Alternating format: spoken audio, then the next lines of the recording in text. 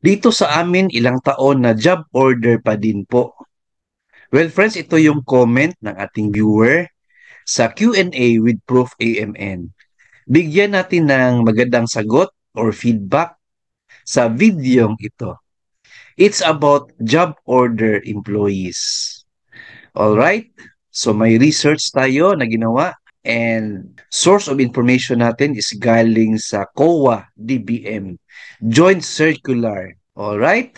Are you ready to watch the full video? If yes, so let's get started.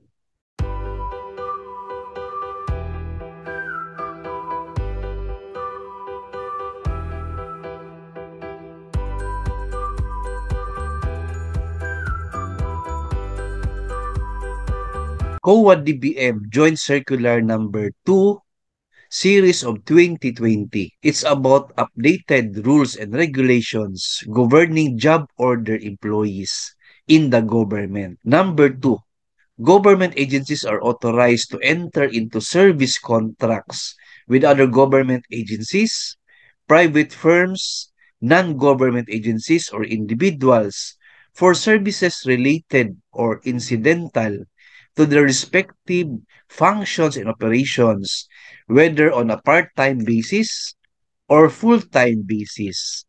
So ito po, friends, no, very clear na ang government offices or government agencies, valid po yan or authorized na mag-hire sila ng job order employees, whether sa other government agencies, private companies, NGA, or non-government agencies, and of course, sa mga individuals na applicant for job order employees na posisyon. So, pwede po ito part-time basis or full-time basis. Alright? Next, 6.3.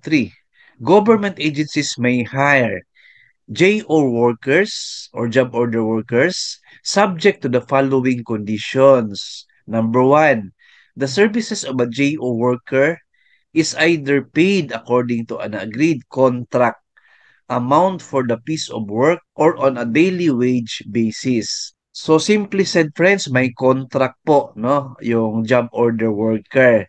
So kung ano yung nakalagay na sweldo po nila, yan po ang basis sa sweldo ng job order worker sa government office or sa agency concerned. Right? Number 7, hiring of JO workers shall be limited to emergency or intermittent work such as clearing of debris on the roads, canals, waterways, etc. After natural, man-made disasters, slash occurrences, other trades and crafts, and manual tasks such as carpentry, plumbing, painting, electrical, and the like, which are not part of the regular functions of the agency. 7.5. The services of the JO workers are not covered by civil service law, rules, and regulations, thus not creditable as government service. They do not enjoy the benefits being received by government employees, such as leave, personal economic relief allowance or PERA, representation and transportation allowance or RATA, and other bonuses and incentives. So very clear, friends, no, ang JO workers, wala po silang leave, pera and AKA and other bonuses and incentives na ma-receive na mga regular employees sa government offices. Why? Kasi po hindi sila considered regular employee. Hindi sila covered sa civil service law and rules and regulation. In fact, friends, if JO workers kayo, di ba wala kayong GSIS, Pag-ibig, tsaka PhilHealth. So kayo mismo personal magbayad niyan, no? So wala kasing employer-employee relationship sa JO workers. Consider job order po ang status natin. Kaya hindi kayo covered sa civil service law.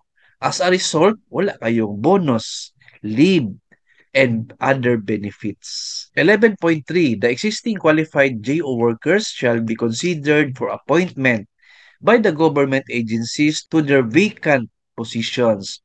subject to existing civil service law, rules and regulation, as well as the CSC-approved merit selection plan of the agency. Simply said, may chance po na maging regular employee ang JO workers as long as qualified po siya. For example, if may civil service exam na po si JO workers, then matagal na siya sa work, and then good performance siya sa agency, very satisfactory po yung performance niya, chances are ma-regular employee po tayo. As long as merong vacant position and then qualified kayo, may civil service eligibility kayo, may chance kayo na mag-regular employee, right? So friends, hope you like and learn from our video content today. See you in my next video.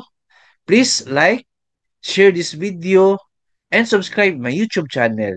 Thank you, God bless, and 2 thumbs up.